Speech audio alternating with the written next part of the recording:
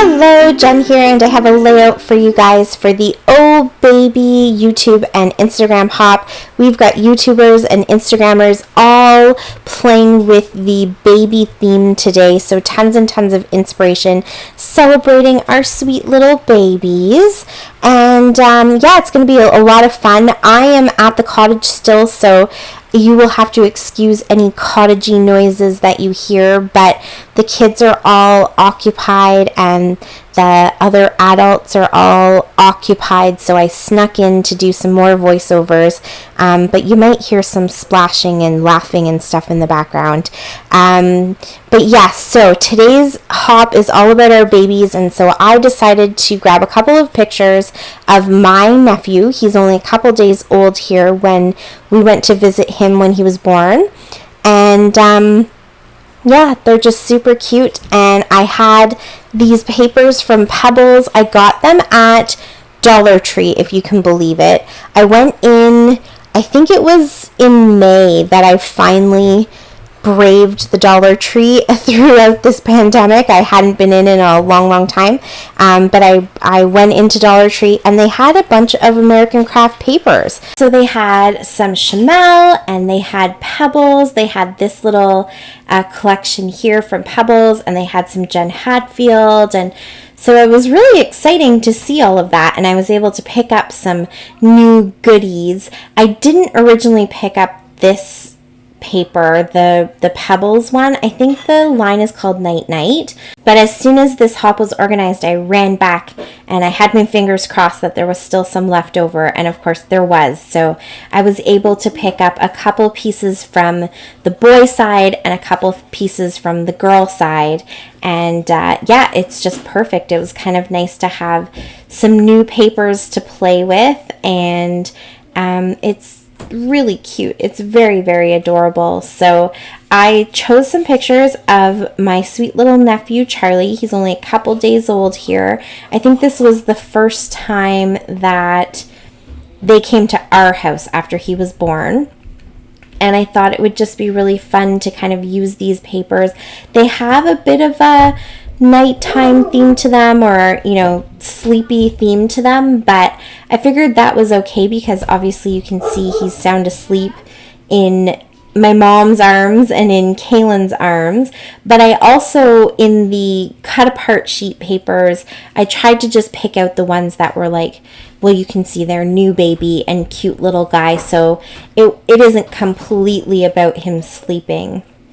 So I got the blue gingham piece, and then the moons and the stars, and then the cut apart sheet, and then for the girls I got the pink gingham piece, and I can't remember what it wasn't moons and stars for the girl side, but it was something similar to that, and then also the cut apart sheet from there too. So it was kind of exciting when I saw that, but I haven't seen any new stuff. So I think that might have just been a one-off fluke that I was able to get some American craft papers at the Dollar Tree.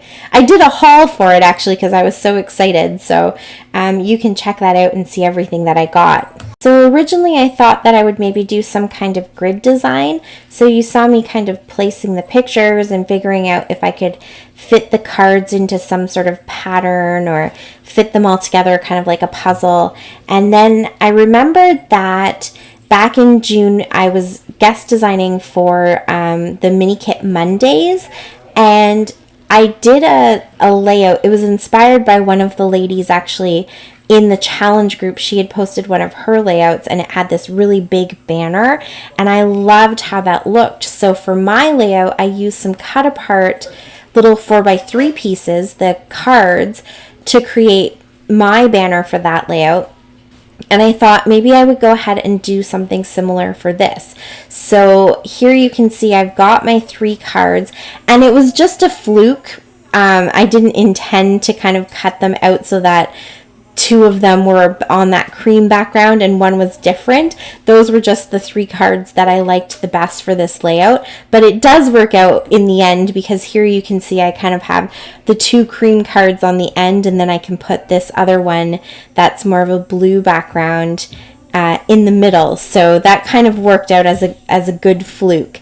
But there I've created my little banner. So I have two flat, and then I bumped one of them up, that middle one, with a little bit of foam. I also bumped up the picture of Kaylin holding little Charlie with some foam, just to give a little bit of dimension. I backed both of those on the gingham paper. I gutted the middle of that so that I had a little bit left over. These papers don't have anything on the back. They're only one-sided. So I guess that's maybe the drawback when you're getting them at Dollar Tree, is that they're only one-sided. Even though they're good quality cardstock, they're actually nice and thick. They're not just really thin paper. So it's nice to work with them, but you only have the one pattern, so I made sure to gut that gingham so that I could make it stretch as far as possible. And so I ended up matting my photos with it as well, so that you kind of have the lighter blue on the outside, and then that dark blue of the stars and moon paper, and then the lighter blue again behind the photos. And so after I matted those, I put some foam behind the one of Kaylin and Charlie, so it's popped up a little bit. And then I also put foam behind the middle card that says Dream Big, so that that's also popped up a little bit and just gives a little bit of dimension. And I went into my wood veneer, and I remembered that I had those little banner pieces, so I pulled some of those out. I don't end up using the 3 of them, but I pulled them out thinking that I would probably do 3 pieces, and then I just painted those with some watercolors. So I find the raw wood veneer works really good with watercolors. Sometimes you have to add a few layers, so what I usually do is kind of get one layer of paint down, and then if it's not quite the color that I want, I can go back in and make it a little bit darker, or add some other colors to kind of change. It'll mix a little bit on the wood veneer. You have a little bit of flexibility and give, and if you want it really, really dark and intense, touch the watercolors to it and really saturate them with water, then let them completely dry and come back and add more if you want to add more, and you can kind of build up the layers to get really intense colors. I wasn't quite sure if I wanted mine to be lighter or darker or how I wanted them to look, so I just kind of played around, and I have 3 that they're different. None of them are exactly the same. And I end up using the 2 that are more the square banner than the triangle one. And so I kind of like that they're both a little bit different. It just adds a little extra layer of interest. So not everything is exactly the same. And then I also brought in some of those wood veneer star buttons. I think I showed those in a haul, maybe in the winter. Like, it was definitely 2020, but maybe closer to January or February, I did a haul with those.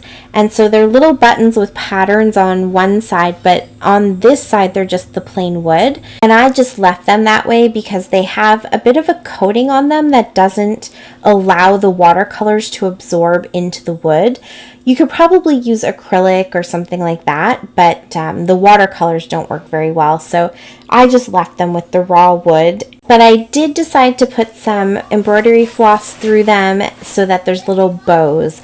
I don't always do that with my buttons. I don't feel like I need to, or tags or anything like that. I'm okay if they don't have string in them, but this time I just thought it's kind of cute and it adds a little bit of whimsy, and because it's a baby layout, I just thought it was really sweet. And then it also kind of brings this little visual box around the pictures because I have my 3 little clusters, and then I also am going to have the embroidery floss kind of going across my banner to hang my banner, so it creates that nice little box. It's not really a triangle, it's kind of a visual box to really make sure that those pictures are the focus.